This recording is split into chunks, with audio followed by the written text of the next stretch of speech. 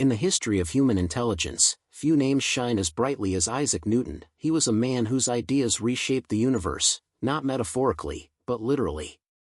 The laws of motion, the nature of gravity, the mathematics of change itself, these were not discoveries handed to him by chance.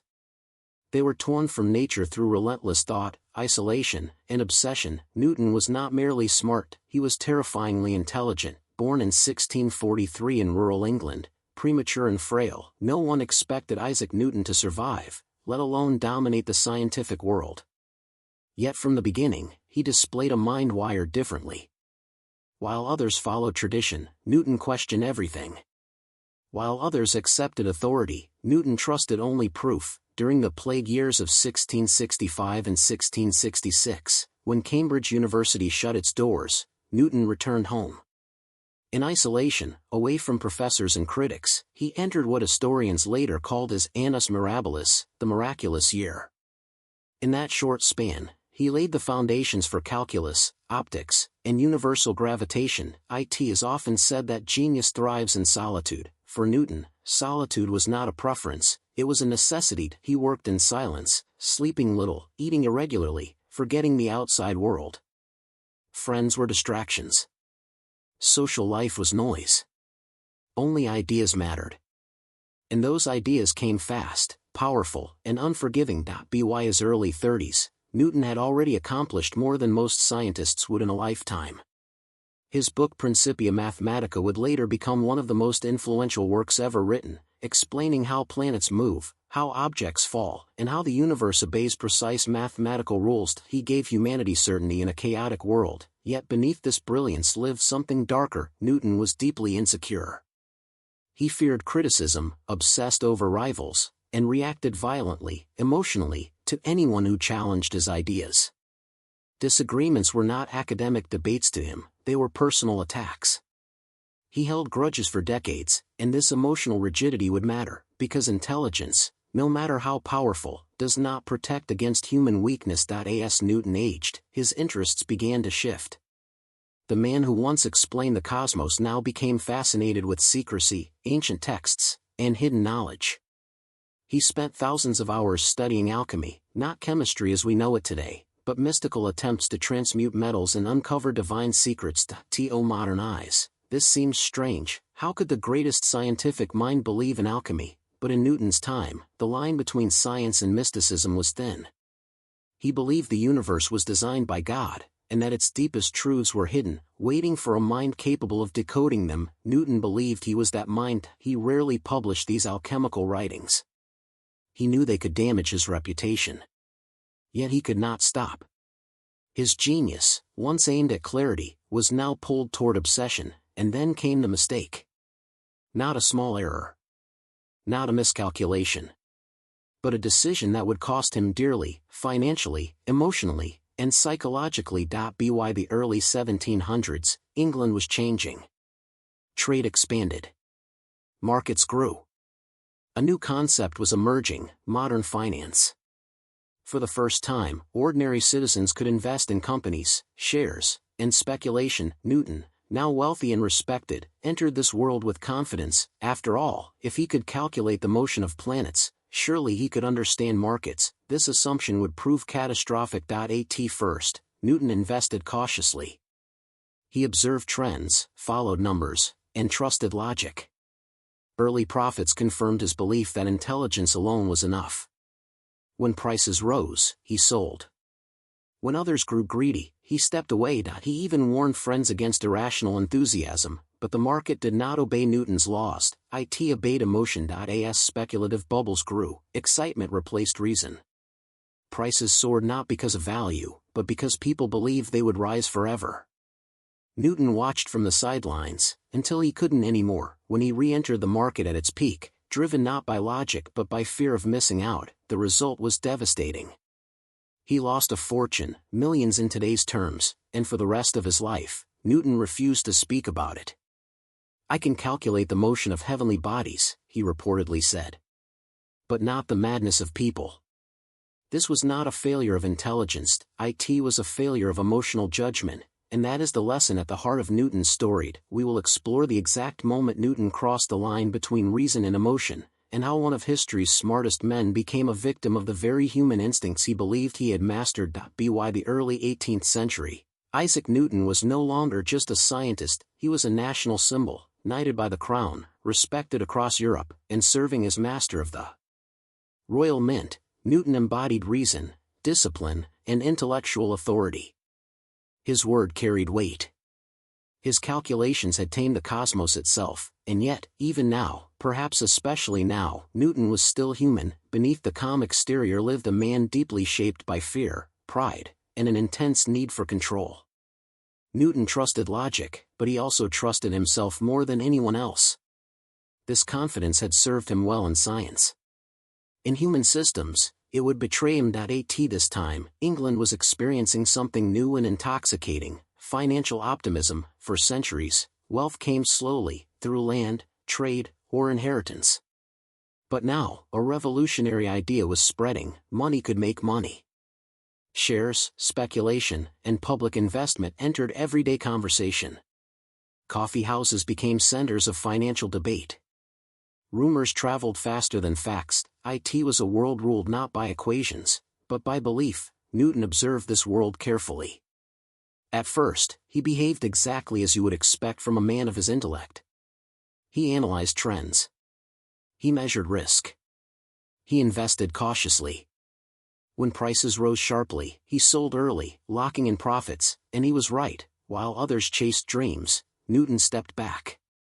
He reportedly warned friends that markets were becoming detached from reality. This was not arrogance, this was experience. He had spent a lifetime watching people misunderstand complex systems. Once again, his intelligence seemed unbeatable, but something began to change. As months passed, speculation intensified. Prices didn't just rise, they exploded. People who ignored Newton's advice grew wealthy overnight. Former servants, merchants, and clerks suddenly lived like aristocrats. Newton watched, and for the first time, logic clashed with emotion. Human psychology has a powerful weakness: comparison. It doesn't matter how successful you are, what matters is who is doing better. Newton had money. He had status. But he saw others gaining more, faster, and with far less effort. This planted doubt, not doubt in the market, but doubt in himself. Could he be wrong? Had the world changed? Was this a new kind of system his old logic couldn't fully explain? These questions gnawed at him. And unlike gravity or optics, markets refused to give clear answers. Newton re-entered the market, not cautiously, not analytically, but emotionally. This is the moment where intelligence stopped protecting him. The same man who insisted on absolute proof in science now relied on confidence and momentum. He believed that because prices had risen, they would continue to rise. This is not reasoning, it is hope disguised as logic, and hope is dangerous. The crowd energy was overwhelming. London buzzed with excitement. Every conversation reinforced the same belief: this was the future. Those who stayed out would be left behind forever. Newton did what he had warned others not to do. He chased. Psychologists today call this FOMO, fear of missing out. But Newton didn't have a name for it. He only felt the pressure. The urgency. The sense that stepping aside was no longer wisdom, but weakness, and so he invested heavily, near the peak. At that point, the market no longer reflected reality. Prices were inflated by rumor, enthusiasm, and blind faith. When confidence cracked, collapse was inevitable. When the fall came, it was swift and brutal. Fortunes vanished. Reputations collapsed. Friendships broke under blame and shame. Newton lost a staggering amount, estimated at what would be millions today, but the financial loss was not the worst part. The emotional wound was. Newton, who had built his identity on rational mastery, now faced something unbearable. He had failed not because he lacked intelligence, but because he was human. He never publicly analyzed the loss. Never wrote about it in detail. Never tried to mathematically explain it away. Instead, he fell silent. Silence was Newton's defense mechanism. He withdrew. He avoided the topic. He refused to discuss markets again. The man who once openly debated ideas now shut a door inside himself. This reaction reveals something critical. Newton didn't just lose money, he lost certainty. The universe had once felt predictable, orderly, governed by laws he could understand. But markets, and people, were chaotic. Emotional. Uncontrollable, this realization haunted him. He reportedly told acquaintances that he could calculate celestial motion, but not human behavior. This was not humility. It was resignation. Newton had reached the boundary of intelligence, and that boundary was emotion. We will zoom out and examine the financial madness itself, the system that trapped not only Newton, but an entire nation. We'll explore how hype, propaganda, and mass psychology created one of history's most famous bubbles, and why it remains painfully relevant today. To understand how even Isaac Newton could fall victim to speculation, we must first understand the system that trapped him. This was not a simple bad investment. It was a national illusion. At the center of it stood a single institution, South Sea Company. On paper, the South Sea Company was created to solve a serious problem. England carried massive government debt after years of war. The company offered a solution. It would assume that debt in exchange for exclusive trading rights with South America, a region Europeans imagined as unimaginably rich. Gold, silver, exotic goods. The promise was intoxicating, but there was one problem. England did not actually control South America. Most of the region was under Spanish rule, and Britain's access to trade there was limited, fragile, and politically unstable. The profits people imagined existed mostly in fantasy, not reality, yet the story sold itself. This is where the bubble truly began, not with numbers, but with narrative. The South Sea Company didn't sell goods, it sold hope. Pamphlets flooded London. Coffee houses buzzed with talk of fortunes waiting just across the ocean. The company's leaders encouraged optimism without offering transparency. Financial details were vague. Projections were exaggerated. Risks were minimized, or ignored entirely. This wasn't deception in the modern legal sense. It was persuasion, and persuasion is powerful. Shares were offered in innovative ways. People could buy stock on credit, using future profits as justification. Prices rose rapidly, not because of earnings, but because demand fed on itself. Each rise confirmed belief. Each confirmation attracted new buyers. This is how bubbles grow. Rational evaluation quietly disappears, replaced by emotional reinforcement. People stop asking, "Is this real?" and start asking, "How high will it go?" By 1720, the South Sea Company became the center of national obsession. Everyone wanted in. Aristocrats, merchants, clerks. Even servants pooled money, and crucially, so did the educated elite, scientists, politicians, intellectuals. This is an important detail. The bubble did not trap the ignorant alone. It trapped the confident, because confidence creates blind spots. As prices soared, new companies emerged overnight, promising impossible ventures. One infamous advertisement offered shares in a company for carrying on an undertaking of great advantage, but nobody to know what it is. And people invested, not because they understood, but because others did. This was mass psychology in its purest form. The South Sea Company's stock multiplied many times over within months. Paper wealth exploded. Social hierarchies blurred as sudden riches changed lives, but beneath the surface, nothing had changed. No massive trade expansion. No gold shipments. No real profits. Only belief. When reality finally intervened, it did not arrive gently. Confidence cracked. Large investors began quietly selling. Rumors spread. Prices wavered. Panic followed optimism like a shadow. Once fear entered the system, the same emotional forces that lifted prices now destroyed them. Selling fed selling. Loss fed loss. The collapse was swift and unforgiving. Families were ruined. Lifelong savings vanished.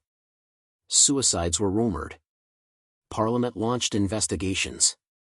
Trust in institutions shattered, and among the victims stood Isaac Newton. What makes Newton's loss so significant is not the amount, but the timing. He had exited once, wisely. He had re-entered at the worst possible moment. This reveals a critical truth. Bubbles do not trap people at the beginning, they trap them at the peak. By the time Newton reinvested, rational analysis was no longer driving the market.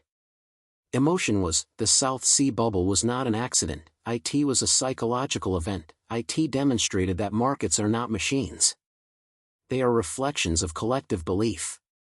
And belief does not obey mathematical law. Newton understood gravity because gravity does not care what humans feel, markets do. This is why intelligence alone failed him. He underestimated the system, not because he lacked data, but because he underestimated emotion, his own and everyone else's. After the crash, Newton retreated further into silence.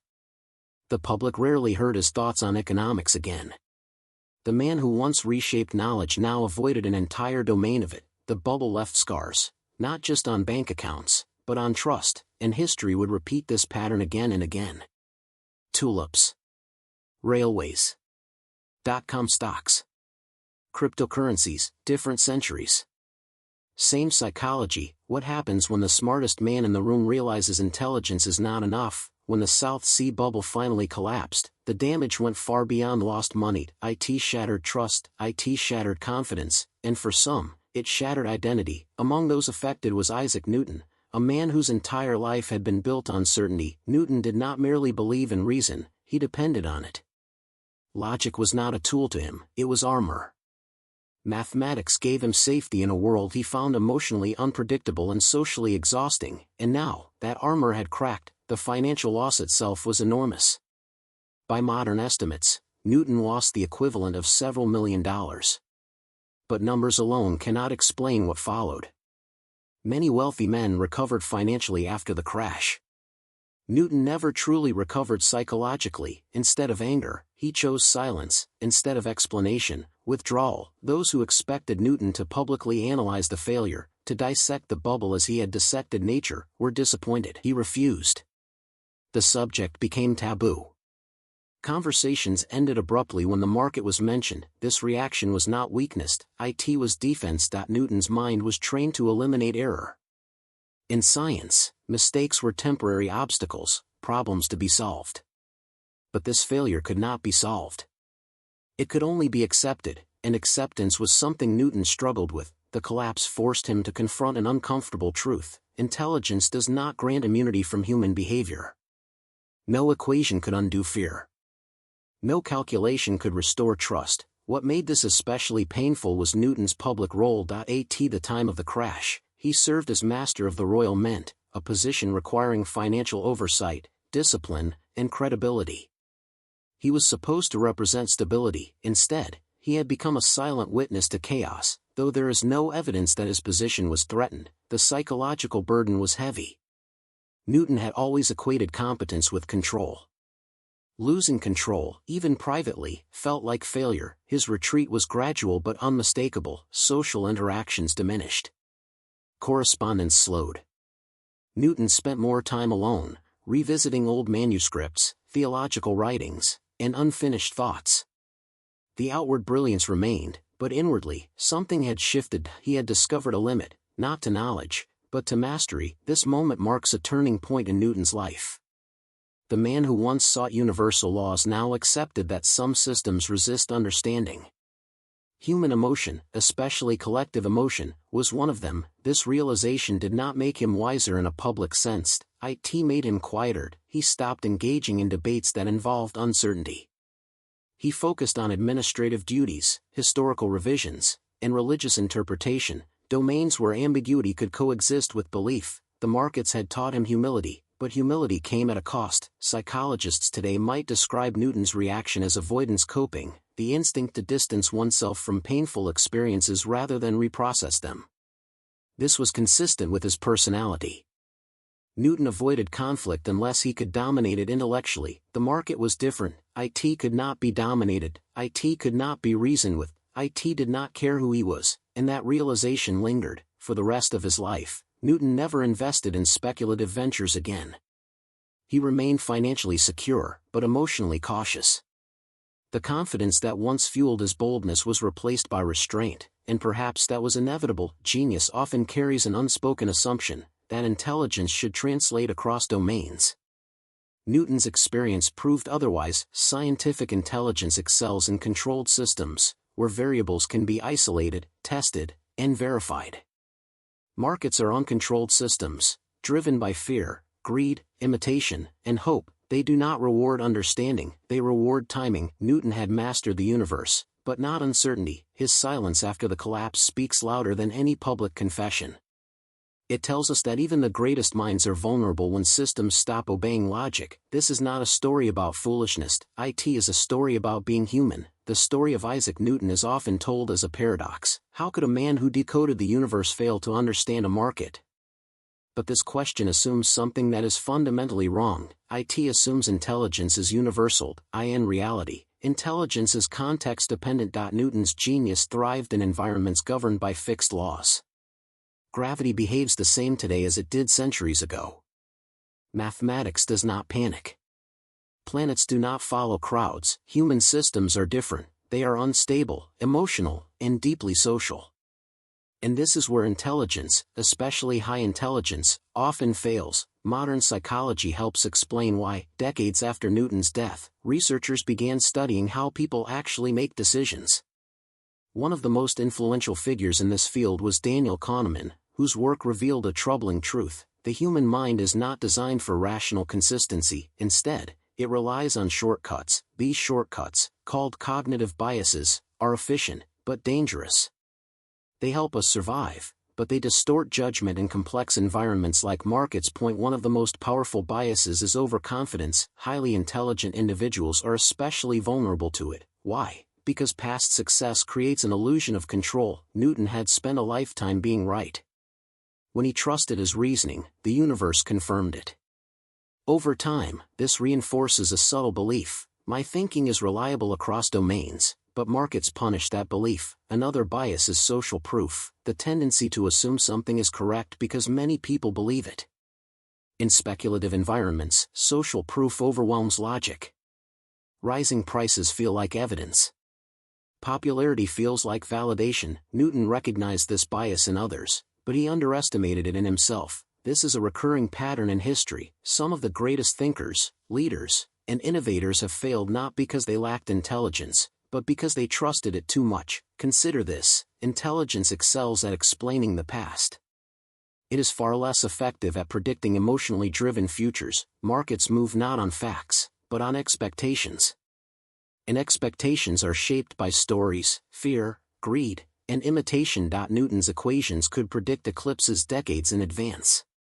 But no equation can predict when confidence will turn into panic. This is why bubbles repeat: tulip mania in the 1600s. Railway speculation in the 1800s. The stock market crash of 1929. The dot-com bubble. Cryptocurrency booms. Different technologies, different centuries, same psychology. Each generation believes it is smarter than the last. Each believes new information makes them immune. Each is wrong. Intelligence creates narratives, emotion creates momentum. When the two align, progress happens. When they conflict, emotion wins. This is not a flaw in intelligence, it is a limitation. Newton's mistake was assuming that understanding systems meant controlling them. In human environments, control is an illusion. The smarter someone is, the better they become at justifying decisions after they've already been emotionally made. This is called rationalization. The mind doesn't ask, "Is this correct?" It asks, "How can I explain why this feels right?" By the time Newton reinvested, the decision was already emotional. Logic arrived later, wearing the disguise of confidence. This is why warnings often fail. People don't ignore warnings because they are stupid, they ignore them because belief feels stronger than evidence. Even Newton's own warning, his famous statement about not understanding the madness of crowds, came too late. It was insight gained through loss, and loss is a powerful teacher. The deeper lesson here is uncomfortable but essential: being smart does not make you rational. In some cases, it makes you more vulnerable, because intelligence increases confidence without eliminating bias. Newton's story endures because it mirrors us. We like to believe we are objective, we like to believe we see clearly, we like to believe intelligence protects us, but intelligence is not armored. It is a tool, and like any tool, its effectiveness depends on how, and where, it is used. The most unsettling part of Isaac Newton's failure is not that it happened, it's that it keeps happening. Point 300 years later, the world is faster, richer, and more connected, but human psychology remains unchanged.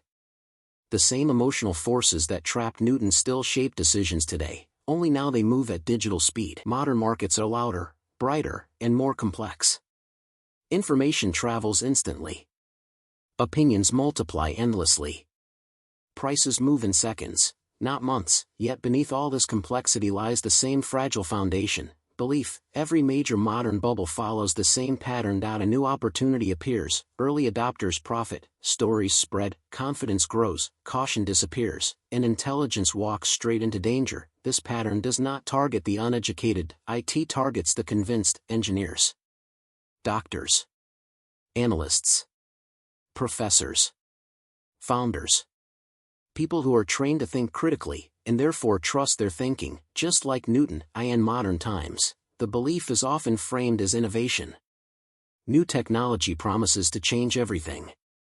Old rules are dismissed. Skeptics are mocked as outdated. The future feels inevitable, and inevitability is intoxicating. At this stage, intelligence becomes a liability. Smart people build sophisticated arguments to justify participation. They explain why this time is different. They dismiss warning signs as misunderstandings. The crowd does not feel like a crowd anymore, it feels like a consensus. This is the moment when emotion hides behind logic. Social media amplifies this effect. Instead of coffee houses, we have timelines. Instead of pamphlets, we have viral posts. The signal-to-noise ratio collapses, but confidence grows. Everyone appears certain, uncertainty feels like ignorance. This pressure is powerful. Like Newton, many people enter cautiously at first. They observe. They analyze. Some exit early with profits. And then, fatally, they return. Why? Because watching others succeed feels worse than losing quietly. This is one of the deepest human instincts: status comparison. We measure success relative to others, not to reality. When others surge ahead, restraint begins to feel like failure. Newton felt this. So do modern professionals. At this stage, decision-making is no longer about opportunity, it's about identity. Stepping away feels like admitting you were wrong. Staying out feels like missing history, and so, people re-enter at the peak, not because the numbers make sense, but because the story does. When the collapse comes, it always feels sudden. But in truth, the collapse is simply the moment belief can no longer sustain itself, confidence breaks, fear replaces greed, and intelligence scrambles for explanations. After every crash, retrospectives emerge. Experts explain what went wrong. Patterns become obvious. Warning signs seem clear in hindsight, but hindsight is cheap. The real challenge is recognizing these patterns while you are inside them. Newton couldn't, neither can we, easily. This is why his story matters. It's not a warning against investing, it's a warning against overestimating your immunity. The smartest people often fall the hardest because they trust their judgment more than their emotions, and underestimate how intertwined the two are. Modern systems reward speed, confidence, and boldness. Reflection feels slow. Doubt feels weak. Silence feels irrelevant. But restraint is rarely celebrated in real time, only in retrospect. Newton's greatest mistake was not mathematical. It was psychological. He believed that understanding systems meant mastering them. But human systems resist mastery. They respond to fear, imitation, and belief, not truth. This is not pessimism, it is realism. Recognizing this does not make you invincible. But it gives you distance. And distance is the rarest asset in moments of mass enthusiasm. Newton learned this lesson too late. But his experience offers us something valuable, a mirror. Whenever you hear "this can't fail," remember him. Whenever you feel pressure to act quickly, remember him. Whenever logic feels oddly emotional, remember him. Because intelligence is powerful, but humility is protective.